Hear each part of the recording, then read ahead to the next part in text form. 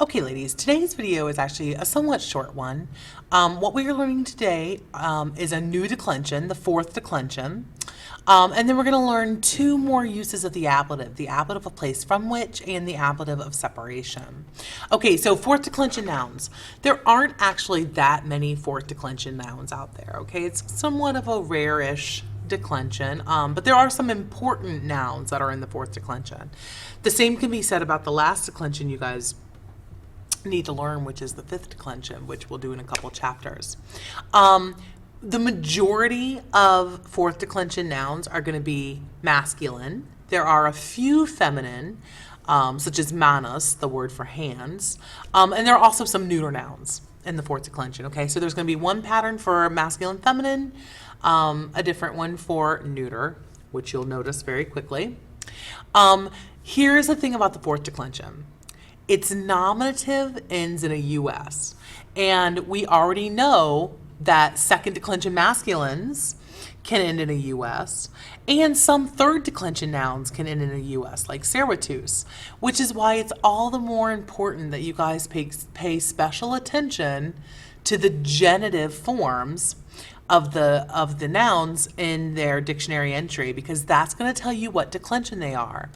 If it has a US ending with the macron over the U, that's fourth. A long I is second, and an IS is third. So fructus, fructus, fourth declension noun. Equus, equi, second declension noun. Servatus, servatutus, third declension noun. So just make sure you are looking out for that you remember to tell the difference between the various declensions from their genitive form. Okay, so here are the endings for the fourth declension. As you can tell, this is the U declension. There's U's everywhere in this one, okay? Masculine, feminine, we'll go through that declension in the singular and the plural, okay? So us, us, ui, u. Plural, us, ibis, us, ibis, okay? Now the neuter is particularly weird in the singular because the nominative vocative is u, the genitive is us, because that's how you can tell it's fourth declension, and then dative, accusative, and ablative are all u, right? U, us, u. Makes me think of the Salt and Pepper song, Shoop. Ooh. I always think of this as the Salt and Pepper declension. That's probably a little before your time, children. In the plural, as always, we have that A ending in the neuter, accusative, and nominative plural. So ua, ibis, ua, ibis. Okay? So that's it. Those are the endings you have to memorize. I go through a couple of paradigms here, examples for you. So fructus, fructus, masculine, means fruit, right? This is where we get words like fructose, which is the sugar that you find in fruit. So, fructus, fructus, fructui, fructum, fructu, fructus, fructuum, fructibus, fructus, fructibus, okay? Now, remember that any conjugation, conjugation, silly myself. Any declension adjective can describe any declension noun. So for example, if we want to talk about sweet fruit, okay, fructus, fructus, but then the word for sweet, dulcis, dulce, third declension adjective, you have to decline fructus, fructus as a fourth declension noun because that's what it is. You have to decline dulcis, dulce as a third declension adjective because that's what it is, but they're always going to be the same gender number in case. So fructus, nominative, singular, masculine. The nominative, singular, masculine of dulcis, dulce is dulcus, right? So if we want to say the sweet fruit, fructus dulcus, of the sweet fruit, fructus dulcus, to or for the sweet fruit, fructui dulci, accusative, fructum dulcem, ablative, fructu dulci. The plural, fructus dulces, fructuum dulcium, fructibus dulcibus, fructus dulces, and fructibus dulcibus, okay? So just, you're gonna have to really keep this all straight in your head and remind yourselves that you can't make a noun or an adjective change declensions. Let's look at a neuter. We have cornu, cornus, which is neuter, and this means a horn, right? I always remember this from unicorn, has one horn, yeah. Or a cornucopia, right? The horn of plenty. So there you go. Cornu, cornus, cornu, cornu, cornu, right? And then in the plural, horns, cornua, cornuum, cornubus, cornua, cornubus. Okay? Again, what if we want to talk about a large horn? We have our word for large, magnus, magna, magnum, right? Or great, or big, whatever. So a cornu magnum. This is going to be second declension neuter because magnus, magna, magnum is a first, second declension adjective. So we have to follow the second declension neuter for the adjective, but we have to follow the fourth declension for the noun. So cornu magnum, cornus magni, cornu magno, cornu magnum, cornu magno. In the plural, cornua magna, cornuum magnorum, cornubus magnis, cornua magna, and cornubus magnis. Okay, that's it. The only other thing we have to talk about are these two new ablative constructions, the ablative of place from which and the ablative of separation. If I had you last year for Latin, you have been introduced to the ablative of place from which already.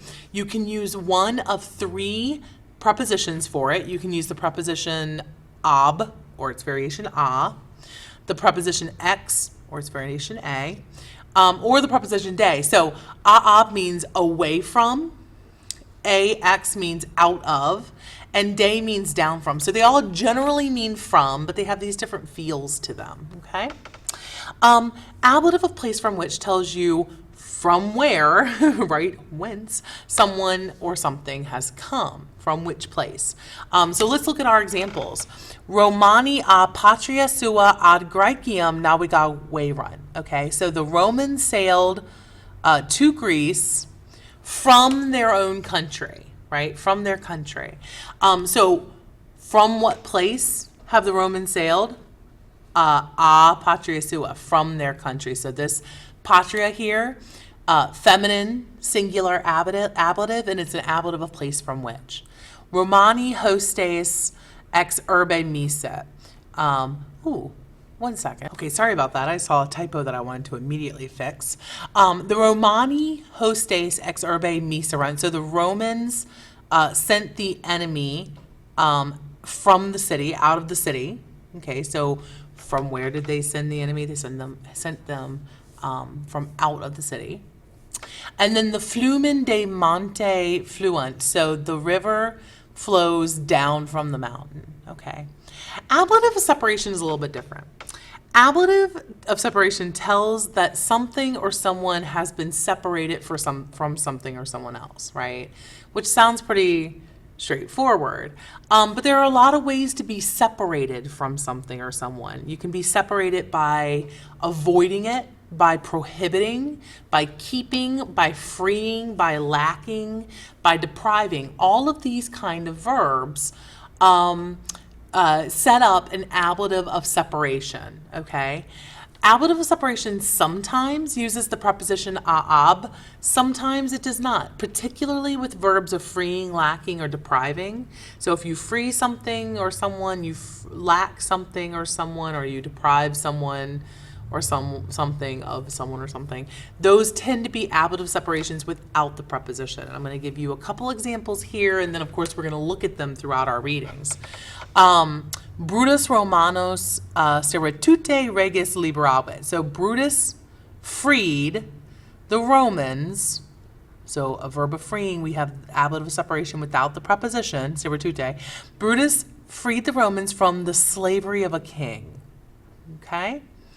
And the next one, prohibuit, means to keep back, to prohibit, but not always to prohibit, to keep back. So the brave men, oh my goodness, look at that.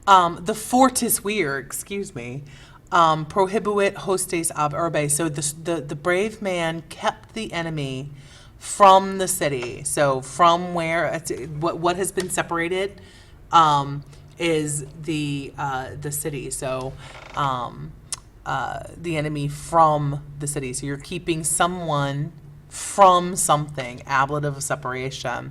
So the brave man kept the enemy from the city. Probably talking here about Horatius Cocles, yeah. So there you go. All right, ladies, come to class tomorrow with these notes and ask me any questions you have. All right, have a excellent evening.